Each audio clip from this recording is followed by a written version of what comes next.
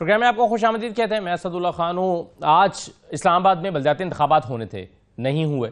कल Islamabad high court ने order किया था कि मुकर्ररा तारीख पर इंतखाबात कराए जाएं। कल 5 बजे के करीब ये ऑर्डर आया था इस्लामाबाद हाई कोर्ट का। इस पर मीटिंग्स तो होती रहीं लेकिन इंतखाबात नहीं हुए। आज बहुत सारे जो वोटर्स थे वो मुतल्लिका पोलिंग स्टेशंस पर पहुंचे लेकिन दरवाजे बंद थे और वहां पर पोलिंग स्टाफ मौजूद नहीं था। पोलिंग का अमला और पोलिंग का सामान नहीं पहुंचाया जा सका। इंतखाबात आज नहीं हो सके और उसके बाद हमने देखा कि इस्लामाबाद हाई कोर्ट में जो विफाकी हुकूमत और इलेक्शन कमीशन की तरफ से इंट्रा कोर्ट अपीलें आ गई हैं। अब ये इंट्रा कोर्ट अपीलें अभी सभी समाअत के लिए फिक्स नहीं हुई हैं, लेकिन साथ ही साथ तौहीन अदालत की दरख्वास्त भी अली नवाज अवान की तरफ से पाकिस्तान तहरीक इंसाफ की तरफ से दायर की गई है और जमात इस्लामी की तरफ से भी तौहीन अदालत की दरख्वास्त दायर की जा रही है। अब दो केसेस ऐसा लगता है कि सुने जाएंगे इस्लामाबाद हाई कोर्ट में। एक तौहीन अदालत का अदालत के हुक्म की उदूली की गई है और दूसरा जो है वो इंट्रा कोर्ट अपील जो आज दायर की गई वफाकी हुकूमत और इलेक्शन कमीशन की जानिब से, उसको सुना जाएगा। तो इस पर आज हम बात करेंगे कि ये इंतखाबात क्या मुमकिन नहीं थे, क्या वाकई जो इस्लामाबाद हाई कोर्ट का फैसला था वो इम्प्रैक्टिकल था, उस पर अमल दरामद मुमकिन नहीं था, और जो नई ग्राउंड्स ली गई हैं इंट्रा कोर्ट अपील में, उन ग्राउंड्स को अगर देखें तो ऐसा लगता है कि शायद 2 से 3 दिन ही चाहिए थे अपना काम मुकम्मल करने के लिए इलेक्शन कमीशन को, कि अमले को पहुंचाना था। अमला छुट्टियों पर है, उसको 24 घंटे लगते हैं पहुंचने में, फिर कुछ पोलिंग का सामान था उसको पहुंचाना था। तो शाम 5 बजे जब ये फैसला आया तो दफातर बंद हो गए थे, मुमकिन नहीं था। इसका मतलब है अगर 3-4 वर्किंग डेज मिल जाएं तो ये इलेक्शन हो सकते हैं, यही ग्राउंड है। लेकिन अगर इस सारे सूरत हाल को आप मिलाकर देखें राना सनाउल्लाह साहब के बयान से, तो राना सनाउल्लाह कहते हैं कि इलेक्शन तो 6 महीने नहीं हो सकते। अब राना सनाउल्लाह साहब जब कहते हैं कि इलेक्शन 5 से 6 महीने नहीं हो सकते, तो राना सनाउल्लाह साहब का ये वाला जो आर्गूमेंट है ये हमें ना इंट्रा कोर्ट अपील में नजर आता है, ना इससे पहले जो 2-3 दिन तक समाअत होती रही अदालत के अंदर, ना उसमें हमें दिखाई देता है।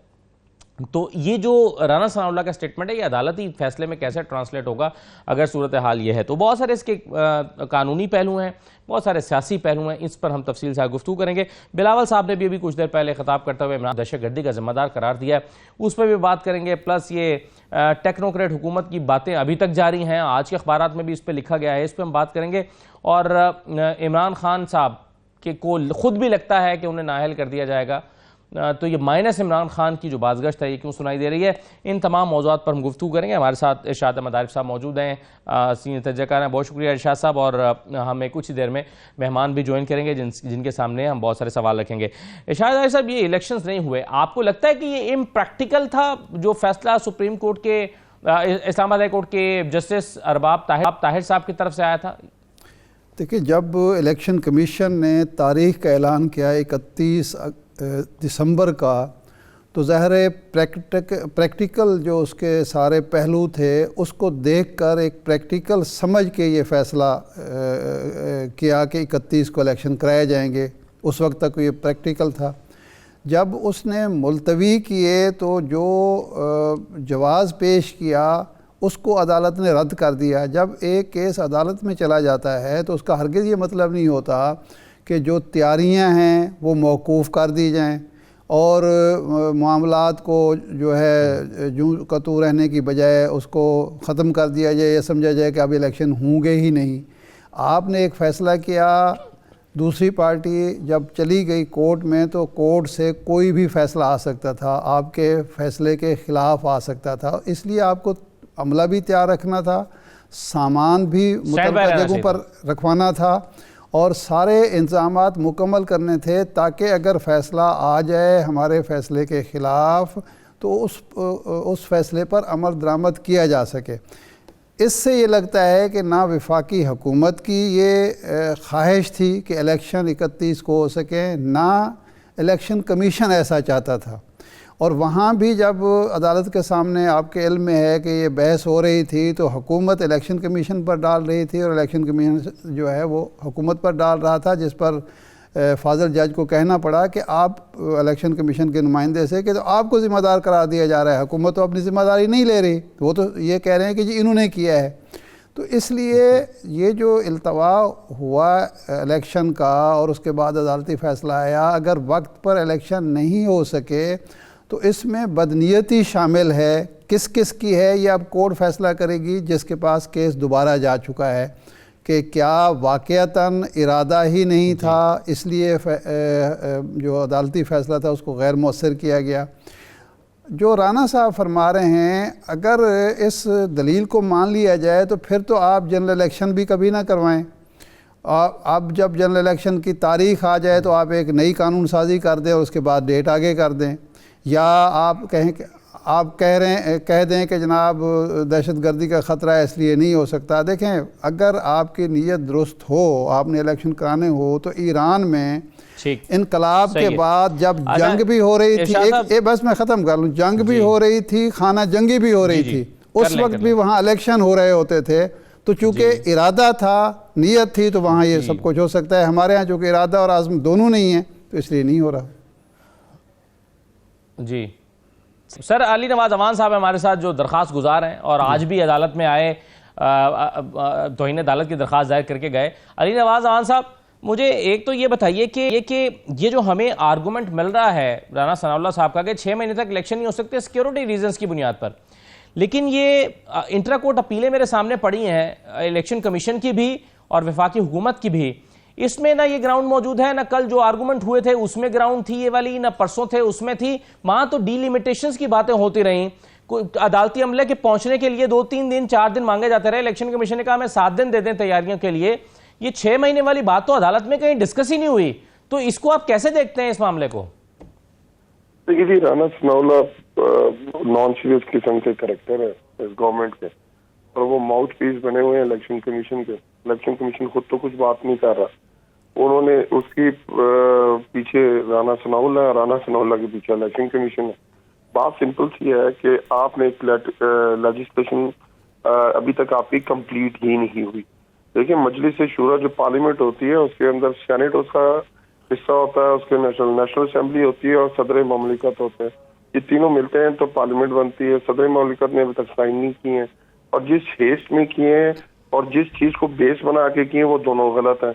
नीयत पे भी आपकी शक है, और जो हेस्ट है कि आप कह रहे हैं कि इस्लामाबाद की आबादी जो सेंसस 2017 का हुआ था जिसमें 20,05,000 थी, 50,000 थी, वो अब बढ़ के 20,50,00,000 हो गई है। और ये कौन बता रहा है इनको? ये MCI का एडमिनिस्ट्रेटर बना रहा है। ये सिर्फ बहाने, ये लोग जमहूर से डरते हैं, जमहूरियत का राग अलापते हुए ये जमहूर में जाना नहीं चाहते। जमहूर जो बैठी हुई है इस वक्त वो तो बहुत तंग है। 8.5 महीने उन्होंने जो गुलामी की कीमत अदा की है इन 8.5 महीने में, वो तो कानों को हाथ लगा रहे हैं। उनकी जिंदगी तो भर हो गई। जो बंदा 3 वक्त का खाना खाता था वो 2 वक्त का खा रहा है, जो 2 वक्त का खाता था वो 1 वक्त का खा रहा है, और डायरेक्शन कोई नहीं, उम्मीद कोई नहीं, और ये लोग जाना नहीं चाहते।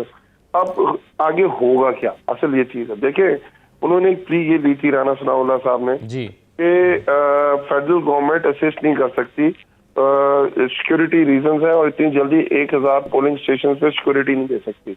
आप मुझे ये बताइएगा, जो सिर्फ गवर्नमेंट ही 27 किलोमीटर की है और कल कुछ दहशतगर्द आ जाते हैं इस्लामाबाद में, तो राना सनाउल्लाह साहब इस्लामाबाद की आवाम को ये कहेंगे कि दहशतगर्द मुझे बताए बगैर आ गए, और इनको तो 24 घंटे का नोटिस देना चाहिए था मुझे। इदारे हर वक्त तैयार रहते हैं। इलेक्शन कमीशन का कॉन्स्टिट्यूशनल रोल सिर्फ एक है, और से ज्यादा रोल ही नहीं है कि उन्होंने पाकिस्तान में इलेक्शन कराने, और ये इलेक्शन कमीशन बना ही इस काम के लिए। आप इनको तो हम ये नहीं कह रहे ना आपने कोरोना के अंदर काम करना है, आपने जाके जंग लड़नी है बॉर्डर के ऊपर, आपने पार्लियामेंट चलानी है, आपने कोई और काम करना है, आपने सिर्फ इलेक्शन कराना है। और आप अगर 27 किलोमीटर के एरिया के अंदर भी इलेक्शन नहीं करा सकते, तो अभी जो बात कर रहे थे इरशाद साहब बिल्कुल ठीक बात कर रहे थे। आप तो फिर अपने आप को खुद नाअहल साबित कर रहे हैं, नालायक साबित कर रहे हैं, नखट्टू साबित कर रहे हैं। अमान साहब कता कलाम माफ, आपका बिल्कुल मौक़िफ़ कहते हैं ठीक है कि इलेक्शन होने चाहिए, वक्त पर होने चाहिए, बल्दियाती इलेक्शन ज़रूरी हैं, लेकिन पंजाब में आपकी हुकूमत है और पंजाब में ना इलेक्शन माजी में 3.5 साल आपकी हुकूमत रही, ना आपने पंजाब में पहले कराए, 4 माह से अब फिर आपकी पंजाब की हुकूमत है, लेकिन अभी तक आपकी तरफ से कोई शेड्यूल नहीं आया। कभी कानून साजी हो रही होती है, फिर तब्दील हो रहा होता है। जो बहाने वफाकी हुकूमत इलेक्शन कमीशन बना रहा है, पंजाब में आप भी कर रहे हैं, तो ये कोई दोहरा मेयार नहीं है? बिल्कुल ठीक बात है सर। अब मैं आपको इसमें थोड़ा सा बैकग्राउंड दे देता हूँ। हमारे हाथ में पहली दफा आजाद कश्मीर की गवर्नमेंट आई है, और 31 साल में पहली दफा तहरीक इंसाफ ने लोकल गवर्नमेंट इलेक्शन करा दी। आप उस लोकल गवर्नमेंट इलेक्शन का जो लेजिस्लेशन है, आप जरा उसको पढ़ लें। और जो एमसीआई का लोकल गवर्नमेंट एक्ट 2015 है उसको पढ़ लें, आपको वाज़ह ही डिफरेंस नजर आएगा कि एडमिनिस्ट्रेटिवली फाइनेंशियली एम्पावर्ड निजाम लेके आए हैं हम कश्मीर में। आपको तो याद हो केपी के अंदर हमारे तो बहुत बुरा हशर था।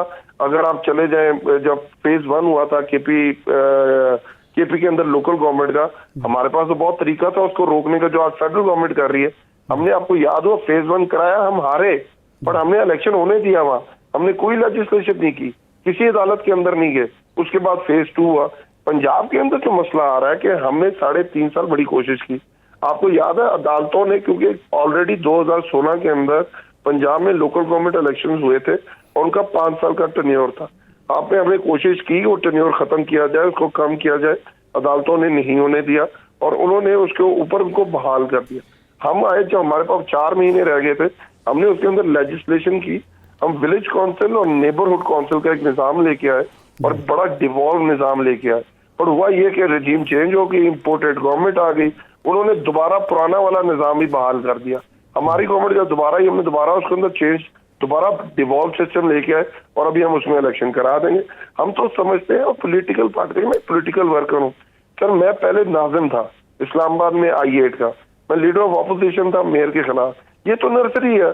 और जो आपका एसेंस है लोकल गवर्नमेंट जमहूरियत की, कि हमने वेस्टमिनिस्टर सिस्टम से ये निजाम लिया हुआ है, उसकी जो बेसिक है और जो उसकी पावर है वो उसकी लोकल गवर्नमेंट सिस्टम के लोगों की दहलीज में उनके मसले हल होते हैं। हम तो चाहते ही हैं, देखिए हमारे पास तो इस तरह का कोई मसला नहीं ना कि उसके बेटे को, उसकी पूरी फैमिली को, अगर वो नहीं तो कोई बन ही नहीं सकता नाज़िम। हमारे पास तो सारे लोग हैं, हमारे पास तो सारे, कोई खान साहब का रिश्तेदार नहीं है हमारी पार्टी में, कोई बड़ी लीडरशिप का रिश्तेदार नहीं है जिसके हवाले हमने ये सिस्टम करके जाना है। हम तो एक निजाम को मजबूत करना चाह रहे हैं।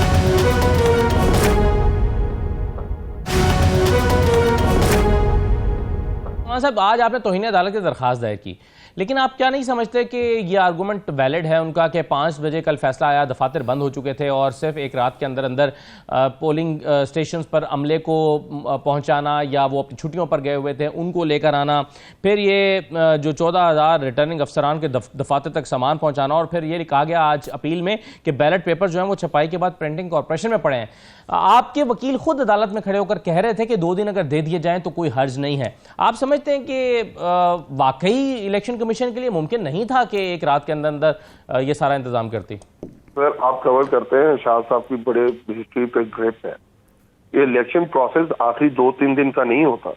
इलेक्शन शेड्यूल होता है 6 महीने का मिनिमम। उसमें ये होता है कि आपकी गवर्नमेंट नोटिफाई करती है कि आपकी कितनी यूनियन काउंसिल या कितने हल्के होने चाहिए। उसके बाद वो डिलिमिटेशन प्रोसेस होता है, उसके ऊपर ऑब्जेक्शंस आती हैं, ऑब्जेक्शंस के बाद फैसले होते हैं और उसके बाद नोटिफिकेशन होता है कि ये हल्का बन गया, ये यूनियन काउंसिल बन गई। उसके बाद नॉमिनेशन पेपर्स कॉल किए जाते हैं, उसके बाद उन पे इतराजात होते हैं, उनके बाद सिंबल एलोकेशंस होती हैं, उसके बाद कंपेन टाइम होता है। उससे पहले ये सारा निजाम हो गया होता है। जैसे ही सिंबल एलोकेशन हो जाती है, प्रिंटिंग कॉर्पोरेशन ऑफ पाकिस्तान के पास ऑर्डर चला जाता है, वो प्रिंट कर देता है। आपको मैं एक नोटिफिकेशन अभी भेज देता हूँ। जो सबसे ज्यादा अमला इस्तेमाल होता है इलेक्शन कमीशन की आइज और एयर्स तो हुकूमत के डिपार्टमेंट होते हैं। इस्लामाबाद के अंदर फेडरल डायरेक्टरेट एजुकेशन है जिसके अंदर कोई 6,000 टीचर्स मौजूद हैं। उनके जो प्रिंसिपल्स होते हैं वो आरओज होते हैं। उनके आपको मैं नोटिफिकेशन भेज देता हूँ जिसमें उन्होंने ये लिख के भेज दिया था कि इन विंटर वेकेशंस में बगैर किसी प्रॉपर वजह के आपने शहर छोड़ के नहीं जाना। तो मुझे एक बात बताएं, अगर 27 किलोमीटर के अंदर इलेक्शन कराने के लिए इसको टाइम चाहिए, जब सारा प्रोसेस कंप्लीट हो चुका हुआ है, नोटिफिकेशन इशू कर चुके हुए हैं, और ज्यादा से ज्यादा क्या था, अगर आप समझते हैं आप नहीं कर सकते थे, आप अदालत आलिया में कह देते हम 3 दिन बाद कराना चाहते हैं। आप जो अदालत में ये कह रहे थे कि आपका गवर्नमेंट का प्रोगेटिव है, पहले जिसपे आपने कहा कि ये अनकॉन्स्टिट्यूशनल नोटिफिकेशन इशू किया इंटीरियर मिनिस्ट्री ने, अदालत ने कहा आपने अनहर्ड गुजारा है, उनको एक दफा सुन ले। आपने उनको सुना और आपने फैसला ही चेंज कर दिया। आपने कहा वो कॉन्स्टिट्यूशनल हो गया है। हाँ जी बिल्कुल, अब 125 यूनियन काउंसिल्स हो जानी चाहिए। और उसके बाद अदालत में आके, और जब अदालत में केस होता है, आप भी गए होंगे, शाह साहब भी गए होंगे, क्या अदालत आपको ये कहती है कि आपने बाकी सारा काम बंद कर देना? इलेक्शन तो आपके हक में भी फैसला दे सकती है, आपके अगेंस्ट भी दे सकती है। आपने तो अपनी तैयारी हर वक्त मुकम्मल रखनी है। आप कैंडिडेट है, लेट सपोज आपने इलेक्शन लड़ना है, आप मुझे बताएं, आपकी पहली दफा एक मिनट, आपकी इमरान खान साहब लड़ रहे थे, उनके कागजात नामजदगी पे इतराजात हो गए, उसके बाद उनके नीचे से रिजेक्ट हो गए, हम हाई कोर्ट में गए। क्या हम ये कहते हैं हाँ हमने हाई कोर्ट में चले गए, इमरान खान साहब तैयारी करना छोड़ दें? इलेक्शन जिसने लड़ना होता है, जो लड़ाना होता है, वो हर वक्त तैयार होते हैं। और आपकी कॉन्स्टिट्यूशनल ड्यूटी सिर्फ एक है कि आपने इलेक्शन कराना है, और वो आप 27 किलोमीटर में नहीं करा पा रहे। आप इस सिंध में मुझे बताएं, कराची के अंदर 3 दफा लोकल गवर्नमेंट इलेक्शन पोस्टपोन हो चुके हैं। क्या वहाँ बारिश जो कहते हैं वो आजकल तो नया आ गया, आसमान से हर वक्त सैलाब गिरता रहता है, वहाँ इलेक्शन नहीं हो सकते। हैदराबाद के 3 दफा कैंसिल हो चुके हैं, इस्लामाबाद के 3 दफा कैंसिल हो चुके हैं। आपको पता है जो इलेक्शन कमीशन और इलेक्शन कमीशन के जो मेंबर्स हैं, आला अदलिया की जो सैलरीज हैं वो लेते हैं। आप इनके निकालें, आप इनके सारे एक्सपेंडिचर निकालेंगे। अमान साहब, अच्छा ये तो मेरे ख्याल है अब आपकी जो जोर देंगे अदालत पर, तौहीन अदालत का केस आप लड़ेंगे या फौरी इलेक्शन के 3, 4, 5 दिन में इलेक्शन करा दिए जाएं? आपकी तरजीह अव्वल क्या होगी? तरजीह उस पर तो फैसला आ चुका हुआ है ना जी। तो बिल्कुल इलेक्शन कमीशन ने इसको एक्सप्रेस ऑर्डर कहते हैं।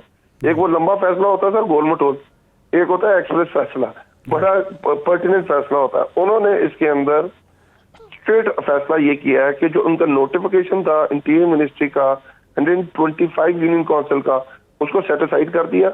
और उन्होंने कहा आपके अपने इलेक्शन शेड्यूल के मुताबिक जो आपने 31 तारीख रखी हुई थी इलेक्शन कमीशन ने, उसके दिन आप उसके ऊपर इलेक्शन कराएं। इसके बाद तो बात ही खत्म हो गई, इलेक्शन का तो डिसीजन हो चुका हुआ है। हम तो इन्हें अदालत के गए हैं कि जो इलेक्शन कमिश्नर साहब हैं, जो दूसरों के ऊपर समझते हैं पूरे दुनिया, इनके खिलाफ हमेशा हत्के इज्जत हो जाती है, हमेशा इनकी इज्जत खराब हो जाती है, चाहिए जो मर्जी करते रहे, ये लोगों को कंटेम्प्ट ऑफ कोर्ट में बुला लेते हैं। ये कोर्ट भी नहीं है, ये कमीशन है। अब इनके ऊपर तो इन्हें अदालत लगेगी। आला अदलिया का फैसला, कॉन्स्टिट्यूशन बड़ा क्लियर है इसके ऊपर। जब अदलिया देखें, हमारा काम है एज ए लेजिस्लेटर, हमने लेजिस्लेशन करनी है, अदालत का काम है उसकी इंटरप्रिटेशन करना। अदालत ने उसकी इंटरप्रिटेशन कर दी है, you have to follow it. अब ये नहीं हो सकता कि मेरे हक में फैसला है तो मैं मान लूं, मेरे अगेंस्ट है तो मैं ना मानूं। अच्छा अमान साहब, ये फरमाएं कि ये तो बल्दियाती इलेक्शन की बात हो गई, तफसील से हो गई, MQM मुत्तहद हो रही है, तमाम धड़े कोशिश कर रहे हैं और तसूरी साहब जो गवर्नर हैं वो करवा रहे हैं। एक फवाद चौधरी साहब ने बड़ा सख्त बयान दिया कि माजी में गुंडे इकट्ठे करके एक जमात बनाई गई, अब फिर उनको इकट्ठा किया जा रहा है। और मकसद एक सियासी जमात जो टूट फूट गई थी वो अगर इकट्ठी होती है और उनके कारकुन इकट्ठे काम करना चाहते हैं, एक तो आपको क्या एतराज़ है उस पर? और फिर माजी में ये आपके इत्तेहादी थे, उस वक्त ये गुंडे नहीं थे, खान साहब तो इनको नफीस लोग कहते थे। अगर थोड़ा सा बैकग्राउंड ले लेते, खान साहब वाज द वन जिन्होंने पहली दफा चैलेंज किया था अल्ताफ हुसैन को। अगर आपको याद हो कि खान साहब के कराची एंट्री पे भी MQM ने पाबंदी लगा दी, और अगर आपको याद हो तो ये कोर्ट इंग्लैंड लेके गए थे खान साहब, और पहली दफा किसी ने अगर MQM को चैलेंज किया था, जब MQM को कोई भी चैलेंज नहीं करता था तो वो इमरान खान और तहरीक इंसाफ।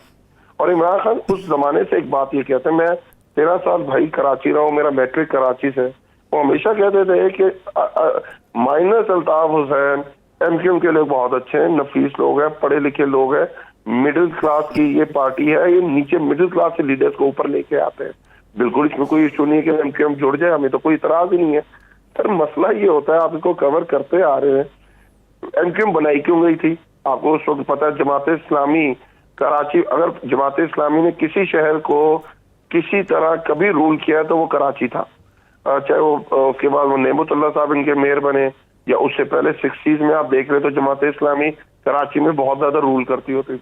उसको तो खत्म करने के लिए MQM बनाई गई, और किसी हद तक पीपल्स पार्टी को खत्म करने के लिए MQM बनाई गई। और अब MQM जब अपनी रायरास पे आ रही है तो वो कौन से फैक्टर्स हैं? वो कहते थे कामरान तसूरी साहब इनको एग्री करा रहे हैं। अगर आपको याद हो, कामरान तसूरी वो आदमी है जिसकी वजह से फारूक सत्तार को पार्टी से निकाला गया था, क्योंकि फारूक सत्तार कामरान तसूरी को लगाना चाहता था। अभी आप क्लिप्स उठा के देख लें, वसीम अख्तर के, खालिद मकबूल सिद्दीकी के, और इनके जो बाकी रहनुमा है उनके अभी क्लिप्स निकाल के देख लें कि फारूक सत्तार उसकी चमक से चमत्कार हो गया उनका। और वो क्या हुआ एकदम कि वो एकदम एक साथ होने लग गए, वो हमारे बड़े अच्छे से भाई हैं जो दुबई से आए थे। सही है। और अच्छा अवान साहब, ये हमारे लिए कोई नई चीजें तो नहीं है ना सर। एक तो ये बताइए, अभी आप माइनस अल्ताफ की बात कर रहे थे, तो आजकल माइनस इमरान का भी बड़ा जिक्र हो रहा है। ये और इमरान खान साहब से हमारी मुलाकात होती है, उनको खुद भी लगता है कि उनको नाअहल किया जा सकता है। ये क्या सिनेरियो बनेगा इसके बाद? और दूसरा जो आज बिलावल साहब ने कहा है, राना सनाउल्लाह साहब जो कल कह रहे थे कि जी दहशतगर्दी के खतरात हैं, तो बिलावल ने कहा है कि दहशतगर्दी के ज़िम्मेदार इमरान खान है। खैबर पख्तूनख्वा में उनकी हुकूमत है और उनकी पॉलिसीज़ और सब चीज़ें और उनकी नाकामियाँ, तो ये दहशतगर्दी के ज़िम्मेदार तो इमरान खान है। तो देखें, बिलावल भुट्टो साहब को तो ज़मीनी हक़ाइक़ का पता ही नहीं, उनको पर्चा दे दिया जाता है और वो उठ के तकरीर कर देते हैं। उनसे अगर आप पूछ लेंगे केपी के अंदर डिस्ट्रिक्ट कितने हैं, केपी का बॉर्डर किससे कौन कौन से दुनिया के नेशनल बॉर्डर्स के साथ मिलता है, तो शायद उनको ये पता ही ना हो। पाकिस्तान का हमेशा एक इशू रहा है और इमरान खान के दौर में ये दहशतगर्दी कम हुई थी। आप देखिए, जब 9/11 होता है और 9/11 के बाद ये सारी पार्टीज कहती हैं ये हमारी जंग है, सिर्फ इमरान खान था वो जो कहता था ये हमारी जंग नहीं है। 9/11 के अंदर ना कोई अफगानी इन्वॉल्व था, ना कोई पाकिस्तानी इन्वॉल्व था, और अफगानिस्तान के ऊपर जंग मुसल्लत कर दी गई। आर्मिटेज अपनी किताब के अंदर लिखता है कि हमने 12 पॉइंट्स थे जिसमें हमने शरफ को कहा कि इनमें से वो 6 मान जाएगा और हमें अफगानिस्तान के ऊपर पूरा अटैक लॉन्च करना है। तो हमें बड़ी एक गुड वन मॉर्निंग पता चला कि मुशर्रफ सारी बातें मान गया। हमने उनको फौजी अड्डे दे दिए, हमने उनको असिस्ट करना शुरू कर दिया और अफगानिस्तान पे भरपूर अटैक हो गया। पाकिस्तान की इकॉनमी को $150 अरब का नुकसान पहुंचा, 80,000 पाकिस्तानी मुसलमान शहीद हुए। और अफगानिस्तान क्या समझता है? देखें, जब आपके मुल्क के ऊपर लेट सपोज हमारा कोई बॉर्डरिंग मुल्क है, उसके ऊपर से हमारे उसकी सरजमीन हमारे खिलाफ इस्तेमाल हो तो हम उसे कोलैबोरेटर समझेंगे, हम समझेंगे ये भी उनके साथ शामिल है। आपको याद होगा कि जब नाटो फोर्सेस ने टर्की से मांगी थी फजाई अड्डे तो उन्होंने मना कर दिया था ऑन फर्स्ट नोट। इसी तरह अफगानिस्तान के इमरान खान के दौर में जब इमरान खान को कहा गया तो आपको बात है एब्सोल्यूट नॉट और एब्सोल्युटली नॉट कहा खान साहब ने। और क्यों कहा नो मोर, क्यों कहा उन्होंने कहा हम पीस में आपके साथ हैं, पर अगर आप चाहते हैं कि हम उस तरह का रोल प्ले करें जैसे आप पहले करते रहे कि हमारे मुल्क के अंदर भी ड्रोन अटैक होते रहे, इधर से ड्रोन उड़े, दूसरे अफगानिस्तान के अंदर ड्रोन हमले करें और वो लोग ये समझे कि वो पाकिस्तान भी उनका साथी है और वो पाकिस्तान के अंदर तखरीबकारी करें, ये हमारे मुल्क के लिए अच्छा नहीं है। तो हुआ क्या इन द एंड कि जब हमने पीस की बात की, अफगान नेटो फोर्सेस को यहाँ से जाना पड़ा, हमने उनको असिस्ट किया, वो यहाँ से चले गए, पाकिस्तान में अमन हो गया। अब जब आप ये कह रहे हैं कि आप दोबारा वो काम करना चाहते हैं तो सर ये तो सरासर पाकिस्तान के साथ ज्यादती है। कभी हम जहाज फीस भी लेना के नाम पे अब तबाही फेर देते हैं पाकिस्तान को, क्लैशनकोव कल्चर यहाँ आ जाता है, हेलवन कल्चर यहाँ आ जाता है, तबाही फिर जाती है, फिर हम मॉडरेट पाकिस्तान के नाम पे। बहुत शुक्रिया अली नवाज अवान साहब, हमें एक ब्रेक पर आपका बहुत शुक्रिया प्रोग्राम में शिरकत करने के लिए। मुख्तलिफ मौज़ूआत पर आपसे बात हुई, एक ब्रेक लेते हैं, ब्रेक के बाद वापस आते हैं।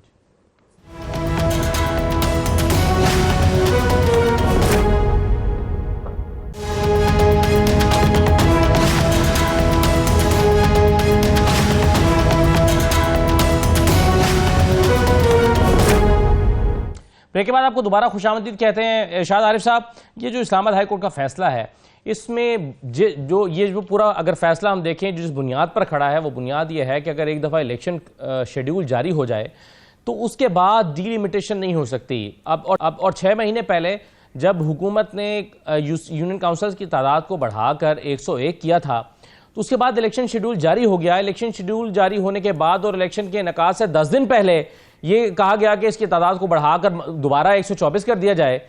तो कोर्ट रूम के अंदर जो डिस्कशन होती रही है वो ये कि ये डीलिमिटेशन अब शेड्यूल जारी होने के बाद नहीं हो सकती। अब इस पर तो कोई आर्गूमेंट हुकूमत की तरफ से या इलेक्शन कमीशन की तरफ से है ही नहीं। आर्गूमेंट तो सारा ये हो रहा है कि हमें चाहिए 2-4 दिन चाहिए। तो आपको क्या लगता है कि 2-4 दिन में इलेक्शन हो जाएंगे? अच्छा असद साहब, असल में प्रॉब्लम है जो इब्तिदा में मैंने की है, हमारे यहाँ सिर्फ ये मौजूदा हुकूमत इत्तेहाद का इशू नहीं है।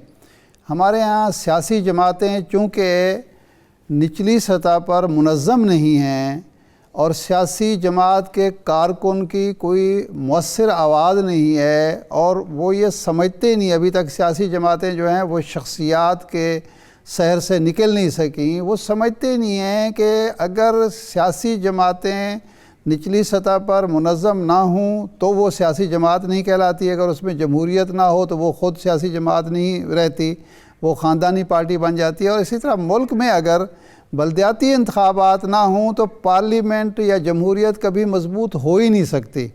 और ये हमारा सबसे बड़ा अलमिया रहा है। जो मैंने बात कर रहा था अमान साहब से कि आपने KPK में इलेक्शन कराए और आपको फ़ायदा हुआ उसका, लेकिन पंजाब में किसी न किसी बहाने से आप उसको टालते रहे। ये तहरीक इंसाफ जिसको फ़ख्र था कि उसने KPK में इलेक्शन कराया, अब वो आज़ाद कश्मीर में इलेक्शन पर फ़ख्र कर रहे हैं। आपके ख्याल में पंजाब में क्यों टालते रहे? जी, उसका दूसरा पहलू ये है कि हमारे जो इदारे हैं, इलेक्शन कमीशन है एक, वो कहते हैं जी अब ये पिटीशन में उन्होंने कहा है कि ये एक आइनी इदारा है, ये कोई एग्जेक्टिव इंतज़ामी इदारा नहीं है जिसको डिक्टेशन दे हाई कोर्ट या सुप्रीम कोर्ट। सवाल ये है कि ये कैसा आइनी इदारा है कि हुकूमत ने उसको रोका कि आपने इलेक्शन नहीं कराने और वो रुक गया।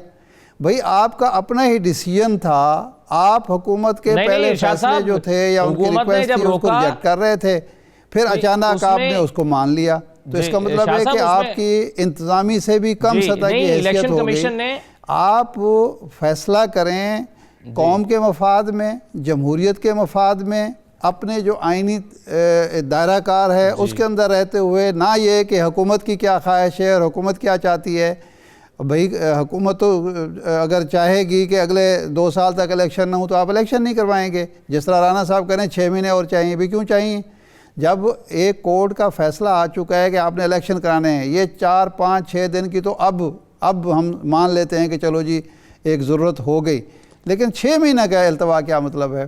तो सियासी जमातें भी इस मामले में फेयर नहीं हैं, और जो हमारे इदारे हैं इलेक्शन कमीशन जैसे, तो वो भी ये नहीं चाहते कि वो अपना आइनी किरदार अदा करें या जमहूरियत को मजबूत करें। वो भी बस देखते हैं कि शाह की मर्ज़ी क्या है और शाह की वफादारी किस तरह हो सकती है।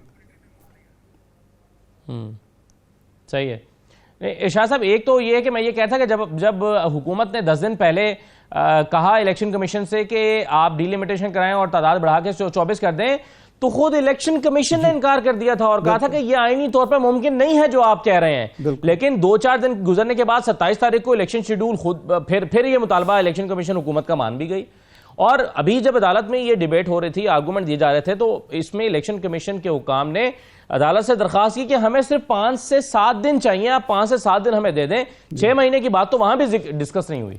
नहीं, असल में देखें ना, जब इमरान खान साहब या जो दूसरे मुखालिफिन होते हैं या अपोजिशन लीडर इल्ज़ाम लगाते हैं कि जी ये इदारा किसी का गुमाश्ता बना हुआ है या किसी की मर्ज़ी पर चल रहा है या वो एक पॉलिटिकल विंग बना हुआ है, तो आप अपने इक़दाम से, आप अपने फ़ैसले से, आप अमल से उसकी तस्दीक कर देते हैं, तायद कर देते हैं। आप पर इल्ज़ाम ही ये लग रहा है इलेक्शन कमीशन पे कि अपनी मर्ज़ी से वो फैसले नहीं करता। इस मामले में आप अपने मौक़िफ़ से भी पीछे हट के फैसिलिटेट कर रहे हैं हुकूमत को। अब हुकूमत के जो मामलात हैं या सियासी ज़रूरतें हैं वो तो अपनी जगह पे होंगी, लेकिन आपका काम जो है वो तो आइन के मुताबिक, कानून के मुताबिक आपको जो मुतय्यन दायरा कार है और अवाम के मफाद में आपने फ़ैसला करना है, अवाम के मफाद में, जमहूरियत के मफाद में, ना ये कि किसी हुक्मरान की क्या ख्वाहिश हो सकती है। आपने तैयारी आपको मुकम्मल होनी चाहिए थी। अगर चलो हम मान लेते हैं कि जी कल शाम को फ़ैसला आया, आप आज नहीं करा सके, तो अब आपका मौक़िफ़ यही होना चाहिए, हुकूमत का मौक़िफ़ जो भी हो, कि जी ठीक है हमें 3 दिन दे दें, 4 दे दें, ताकि आप पर यह इल्ज़ाम ना आए कि जी आप किसी की मर्ज़ी के मुताबिक काम कर रहे हैं। लेकिन ओवरऑल देखा जाए इलेक्शन कमीशन की तो ज़िम्मेदारी ही ये है कि वो हर वक्त बल्दियाती इंतखाबात के लिए, सूबाई इंतखाबात के लिए, कौमी इंतखाबात के लिए तैयार रहे और आइन में, कानून में जो मुद्दत दी गई है उसको वो फॉलो करे। कोई भी आसमान गिरे या ज़मीन फटे, कोई बहाना जो है वो अपने सामने रुकावट ना बनने दे, ताकि उसका वो इदारा इस तरह मजबूत होगा, अवाम का एतमाद बहाल होगा और उसके नतीजे में किसी सियासी शख्सियत को या सियासी गिरोह को प्रोपेगेंडा करने का मौका नहीं मिलेगा। तो अब भी मेरे ख्याल है उनके लिए रास्ता यही है कि अगले हफ्ते में वो इलेक्शन करवा दें। बिल्कुल ठीक है। चलें इस पर हम मजीद बात करते हैं, अभी शायद थोड़ी देर में हमें कंवर दिलशाद साहब ज्वाइन कर लेंगे शाह साहब, लेकिन मैं चाह रहा हूँ इसी दौरान दो तीन चीज़ें ज़रा और डिस्कस कर लें। एक ये हम इलेक्शंस की बात कर रहे हैं, ज़ाहिर है जनरल इलेक्शंस भी आने हैं और एक तरफ कोशिशें हो रही हैं कि इमरान खान को टेक्निकली नॉकआउट कर दिया जाए, कहीं ना कहीं से वो नाअहल हो जाएं, किसी अदालत से हो जाएं, इलेक्शन कमीशन से हो जाएं, कहीं ना कहीं से। और ख़ुद इमरान खान से जब हमारी मुलाकातें होती हैं, आपकी मुलाकात होती है, हमारी मुलाकात होती है, तो उनसे ये बात डिस्कस होती है और उससे इमरान खान के जवाबात से, गुफ्तगू से लगता है कि उन्हें भी लगता है कि उनको नाअहल कर दिया जाएगा। तो ये माइनस इमरान खान कितना ज़रूरी हो गया है सर पाकिस्तान में सियासत के लिए और पाकिस्तान तहरीक इंसाफ को मर्जी से चलाने के लिए? प्रॉब्लम ये है कि हम माजी से सबक नहीं सीखते और हम मुस्तकबिल की नक्शा कशी जो है अपनी ख्वाहिशात के मुताबिक करते हैं, अपनी ज़ाती मफादात के तहत करते हैं, ना कौमी मफाद को देखते हैं ना ज़मीनी हक़ाइक़ को देखते हैं।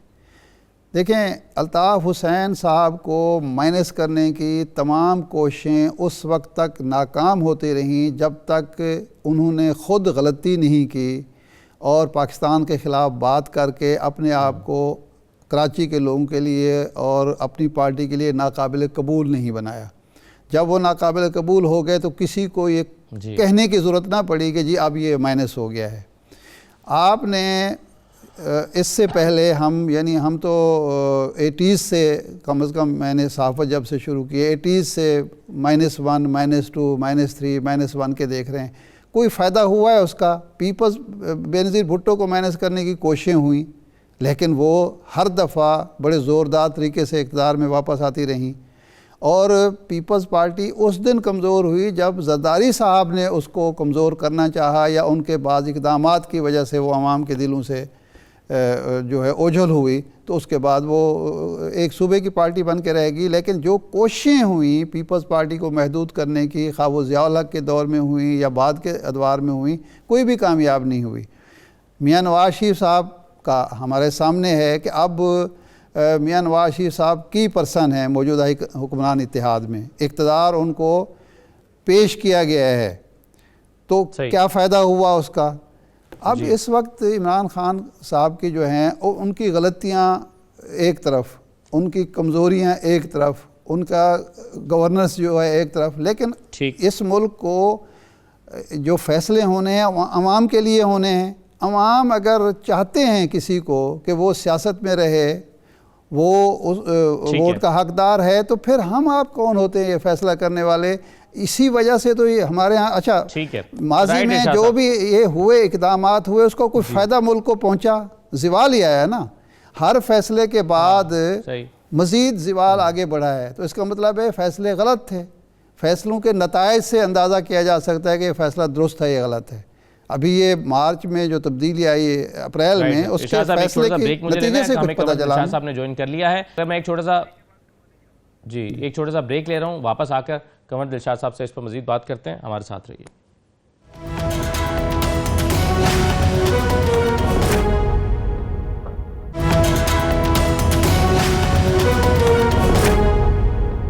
ब्रेक के बाद आपको दोबारा खुशामदीद कहते हैं। साबिक secretary election commission Kanwar Dilshad साहब हमारे साथ मौजूद हैं। कंवर दिलशाद साहब, सबसे पहले तो एक नुक्ता ज़रा वाज़ेह कर दीजिएगा कि एक इलेक्शन शेड्यूल जब जारी हो जाए, उसके बाद अगर कोई इस्लामाबाद का एडमिनिस्ट्रेटर कहे कि जी अब हल्का बंदियां नहीं कर दी जाएं और यूनियन काउंसिल्स की तादाद बढ़ा दी जाएं और 10 दिन में इलेक्शंस हों, तो क्या आईनी तौर पर यह मुमकिन है इलेक्शन शेड्यूल जारी हो जाने के बाद? जनाब, सबसे बड़ी अहम बात यह है कि इलेक्शन कमीशन पाकिस्तान ने भी अपने तमाम इख्तियारात को सामने रखते हुए बाद अहम फैसले भी किए, लेकिन सबसे बड़ी अहम बात यह है कि आप वजारत दाखिला से और वफाकी हुकूमत से भी सवाल करना चाहिए कि जब इलेक्शन कमीशन ने 31 दिसंबर को इलेक्शन का मुकम्मल तैयारी कर ली, तो उसके 11 दिन पहले वजारत दाखिला की तरफ से एक नोटिफिकेशन आना, इलेक्शन कमीशन और पाकिस्तान से मशावरत भी ना करना, ऑन बोर्ड भी ना करना, और ये भी मालूम हो रहा है कि 31 दिसंबर को इलेक्शन हो रहे हैं, तो आपने एकदम नोटिफिकेशन में ये कहा कि 101 यूनियन काउंसिल से बढ़ाकर 125 कर दी, तो आपने किस बुनियाद पर 125 की? अभी तो पॉपुलेशन की तो रिपोर्ट नहीं आई, अभी तो डिजिटल सेंसस की रिपोर्ट तो नहीं आई, वो शुरू ही नहीं हुई, अभी तो ट्रेनिंग भी नहीं हुई उनकी। लेकिन उस साथ साथ वो जो 2017 की जो पॉपुलेशन थी उसकी बुनियाद पर तो इलेक्शन कमीशन ने 101 यूनियन काउंसिल बना दी, वो भी इस्लामाबाद हाई कोर्ट ने तस्लीम कर दिया था, जस्टिस अतरबुल्ला साहब थे उस वक्त। ये सारी बातें मुकम्मल थी, फिर शेड्यूल जारी हो गया, ट्रेनिंग होगी, 1000 पोलिंग स्टेशन मुकम्मल हो गया, 13,000 का अमला मुकर्रर हो गया। तो अपने अचानक 11 दिन पहले आपने कहा कि नहीं जी 125 यूनियन काउंसिल होंगी, इसको आप मुलतवी कर दें। इलेक्शन कमीशन को हुक्म जारी किया वज़ारत दाखिला ने। तो आपने हुक्म किस कानून के तहत हुक्म जारी किया जी? तो ये भी एक बात कानून के जद में आते हैं। उन्होंने आर्टिकल 5 की खिलाफ वर्जी की, वज़ारत दाखिला ने भी, वफाकी कैबिनेट ने भी, और आर्टिकल 140A की खिलाफ वर्जी भी की। तो ये खिलाफ इलेक्शन कमीशन ने उस फैसले को मुस्तरद कर दिया, नोटिफिकेशन को मुस्तरद कर दिया। अब यहाँ एक और छोटा सी अबहाम पैदा हो गया कि वो गया इस्लामाबाद हाई कोर्ट ने, जो किसी साहब ने जो दरखास्त गुजार होते हैं जगह जगह मिल जाते हैं मुंशी टाइप, तो उन्होंने जो दरखास्त गुजार ने ये कहा कि जी इलेक्शन कमीशन ने फैसले के खिलाफ दरखास्त भिजवा दी। तो उस वक्त की इलेक्शन, उस वक्त मौजूदा जो हमारी इस्लामाबाद हाई कोर्ट के मौजूद जज हैं, उन्होंने इलेक्शन कमीशन ऑफ पाकिस्तान के 21 दिसंबर के ऑर्डर को कारदम करार दे दिया। यहाँ से अब हम पैदा हो गया, जो कारदम कर दिया तो इलेक्शन कमीशन रिलैक्स हो गया, खत्म की बात करिए तो कारदम करार दे दिया। और इसके साथ ही वो पार्लियामेंट में बिल पेश हो गया कि भी आपने 101 से 125 और मेयर और डिप्टी मेयर का इलेक्शन बड़ा रास्त। वो प्रेसिडेंट पाकिस्तान ने सबरी वापस भेज दी, दस्तखतें किए बिल के ऊपर, तो कानून तो नहीं बन सका। जब कानून नहीं बन सका तो फिर उस वक्त हाई कोर्ट ने हुक्म जारी किया कि जनाब 27 दिसंबर को कि आप जितने स्टेक होल्डर हैं उनकी मीटिंग करें। तो हमारा अदब से ये सवाल है इस्लामाबाद हाई कोर्ट से कि आपने जरगा क्यों बिठा दिया, जब इलेक्शन कमीशन तो 31 दिसंबर को इलेक्शन करवा रहे हैं और तमाम तैयारी मुकम्मल होगी। आपने कहा जी एक पंचायत की शक्ल में बैठ जाएं और फैसला करें कि इलेक्शन होना चाहिए कि नहीं होना चाहिए। तो वहाँ ज़ाहिर अटॉर्नी जनरल ने अपने दलाइल दिए, उन्होंने कहा जी हमारा कानून बन गया है और बिल पे सदर साहब नहीं करेंगे तो 1 हफ्ते के बाद ये ऑटोमेटिकली बिल पास हो जाएगा। तो ऊपर इलेक्शन कमीशन ने उसको अपना ज़ाहिर है उन्होंने हुक्म सुना दिया कि ये इलेक्शन नहीं हो सकते, अभी फिलहाल हम नहीं करवाएंगे, 125 करेंगे। अब ये सवाल ये हो गया कि कल जो इस्लामाबाद हाई कोर्ट ने अचानक ऑर्डर कर दिया और ठीक ऑर्डर किया, बल्दियाती सिस्टम को बचा लिया कल इस्लामाबाद हाई कोर्ट ने, और उन्होंने हुक्म जारी किया कि आप 31 तक को इंतखाब करवा दें। तो इलेक्शन कमीशन ने दरख्वास्त की उनके एडिशनल सेक्रेटरी ने कि जनाब हमें 7 दिन का वक्फा दे दिया जाए, मौका दिया जाए, और 7 दिन का मौका तो नहीं मिला। और उनका नहीं जी आप 31 दिसंबर को करवाएं। तो फिर वज़ारत दाखिला ने कहा जी हम तो सिक्योरिटी आपको नहीं दे सकते। चीफ कमिश्नर ने कहा जी हम तो स्टाफ चला गया, हम स्टाफ इकट्ठा नहीं कर सकते। कंवर साहब, तो ये एक बदमज़गी पैदा हो गई, कंवर साहब बदमज़गी में ये सब स्टेक होल्डर में वज़ारत दाखिला, काबीना, ये सब शामिल है। बिला वजह उन्होंने बदमज़गी पैदा की है। 31 दिसंबर को आप इलेक्शन करवा लेते और इसके बाद जो आपने 125 कर रही थी, 325 कर रही थी, वो बाद में नेक्स्ट इलेक्शन होता उसमें कर लेते। बदमज़गी। कंवर साहब आपको आवाज आ रही है? माफ कता कलामी माफ। तो ये तो सारी जो है वज़ारत दाखिला की है जी, ये हमारा पॉइंट है जी। अच्छा कंवर साहब ये फरमाएं कि अब वो इलेक्शन नहीं हुए, अदालती हुक्म की तामील नहीं हुई, हुक्म अदूली हो चुकी, अब आपके नुक्ते नज़र से ये इलेक्शन कमीशन की महज कोताही है या उन्होंने जानबूझकर तौहीन अदालत की है? तौहीन जनाब साहब आप माशाल्लाह पाकिस्तान के सीजन जर्नलिस्ट भी है, हमारे उस्ताद भी हैं, तो मैं आपसे ये करूं कि ये तौहीन अदालत इलेक्शन कमीशन पर नहीं लग सकती। अच्छा, वो इसलिए लग सकती कि इलेक्शन कमीशन का स्टेटस वही है जो हाई कोर्ट के बराबर है। और बाद हमारे साबिक चीफ जस्टिस पाकिस्तान थे, 3-4 दोस्त हमारे, उन्होंने मुझे फोन करके बताया कि आप उनको बताएं टीवी चैनल पर कि इलेक्शन कमीशन ऑफ पाकिस्तान के फैसले के खिलाफ कोई कोर्ट केस नहीं ले सकती, तो सिर्फ सुप्रीम कोर्ट ऑफ पाकिस्तान ले सकती है क्योंकि उनका स्टेटस बराबर है। तो अब ये कहना कि जी इलेक्शन कमीशन पर तौहीन अदालत लग जाएगी, ये नामुमकिन है। चीफ इलेक्शन कमीशन का स्टेटस जो है वो सुप्रीम कोर्ट के जज के बराबर है, आइन के आर्टिकल 213 के तहत। तो ये सारी चीजें हमारे सामने मौजूद है, लेकिन बहरहाल बदमज़गी पैदा होगी, हुक्म जारी कर सकती है कि भी आप इसको आपके ख्याल में कंवर शाह साहब, आपके ख्याल में जो फैसला आया है इस पर जो डिबेट हो रही है कि जी ये कुछ लोग कह रहे हैं कि इम्प्रैक्टिकल था, इस पर अमल दरामद नहीं हो सकता था। जी कंवर साहब सही है जनाब। कंवर साहब, मेरा सवाल ये था कि क्या आपके ख्याल में ये वाकई इस पर इलेक्शन कमीशन के लिए अमल दरामद मुमकिन नहीं था, या इलेक्शन कमीशन की तो तैयारी होनी ही चाहिए थी, क्योंकि उनको पता था कि अदालत में मामला है, अदालत से दोनों तरह का फैसला आ सकता है, और अगर ये फैसला आया कि नहीं आप उसमें जाएं तो उनको इलेक्शन कराना चाहिए था? नहीं, इसमें मैं देखने बात यह है, ठीक है तैयारी हो गई है। अगर उस वक्त कल अगर रात को सेक्रेटरी दाखिला और चीफ कमिश्नर और डिप्टी कमिश्नर और असिस्टेंट कमिश्नर सारा स्टाफ इकट्ठा कर देता तो आज इलेक्शन हो जाती। उन्होंने कहा जी हम तो इकट्ठा नहीं कर सकते। इसके साथ जो हमारे एक नई रवायत चली आ रही है 40-50 साल से, जी सिक्योरिटी रेट है। मैंने कल कहा सनाउल्लाह साहब को, कौन सी सिक्योरिटी रेट है? अभी 6000 गाड़ी बड़ी पहुंच गई है, वहां तो कोई सिक्योरिटी रेट आपको चंद एक गाड़ी आ गई, एक टैक्सी ड्राइवर ने वाक्य हो गया, आपने सिक्योरिटी रिस्की कर दिया पूरा इस्लामाबाद में।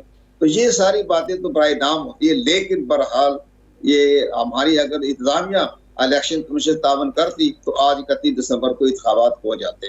लेकिन इंतजामिया ने हाथ उठा दी कि हम नहीं आपका तावन नहीं कर सकते, रेंजर नहीं आ सकती, पुलिस नहीं आ सकती, सिक्योरिटी नहीं दे सकते, अमला इकट्ठा नहीं कर सकते। तो इसकी वजह से ये बदगी मसला पैदा हो गया। रात भर अगर सारा तैयार था, बैलेट पेपर छपे हुए हैं, सारा सामान मुकम्मल है, स्टोर में रखा हुआ है, घर वहीं 25 किलोमीटर का इस्लामाबाद है, उनको सामान पहुंचाने में क्या मुश्किल पेश आनी थी अगर इंतजामिया खड़ी हो जाती। कंवर साहब आखिरी सवाल, ज़रा टाइम कम है, ये बताएं कि जब उसका स्टेटस इलेक्शन कमीशन का अदालत का है तो वो हुक्म जारी नहीं कर सकती थी वफाकी हुकूमत को कि जी आप हर सूरत हम इलेक्शन कराने जा रहे हैं, आप अमला फराहम करें, आपकी जिम्मेदारी है? नहीं, अदालत को बहुत अहम फैसला करेगी अपना साहब। अदालत ने खामोश नहीं बैठना। अदालत ने इंट्रा जो कोर्ट दिया, इंट्रा कोर्ट की बजाय हमें ये दरख्वास्त की थी इलेक्शन कमीशन के लोगों दोस्तों से कि आप इसको डिवीजन बेंच या लार्जर बेंच की दरख्वास्त दें। इंट्रा कोर्ट की अपील करने में तो आप केस हार जाएंगे, इसलिए लेकिन बहरहाल चले आप इंट्रा कोर्ट अपील चली गई है तो वहाँ फैसला कर देंगे जनाब, एक हफ्ते आप इंतखाब करवा दें, वो जवाब तलबी कर लेंगे। सही है, बिल्कुल सही है। अब इंट्रा कोर्ट अपील में होगा कि इलेक्शन कब होने। बिल्कुल ठीक, बहुत शुक्रिया कंवर दिलशाद साहब, बहुत शुक्रिया प्रोग्राम में शिरकत करने के लिए। शाहिद साहब आपका भी शुक्रिया। इजाज़त दीजिए, अल्लाह हाफिज़।